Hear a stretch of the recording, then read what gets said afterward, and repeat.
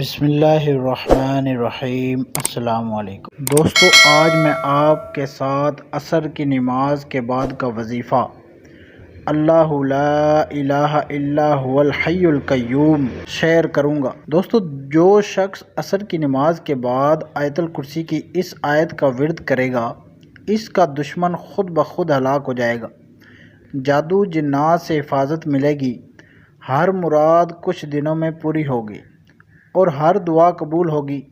رسول اکرم صلی اللہ علیہ وسلم کا فرمان مبارک ہے کہ آیت الکرسی تمام قرآنی آیتوں کی سردار ہے اور سورہ بقرہ میں سب سے زیادہ عظمت والی آیت الکرسی ہے۔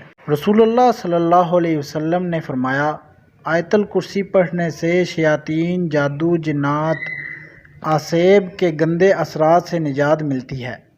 روزانہ 101 بار پڑھنے سے آپ کا دشمن مالی ہو یا جانی ہار جائے گا، خود بخود ہلاک ہو جائے گا۔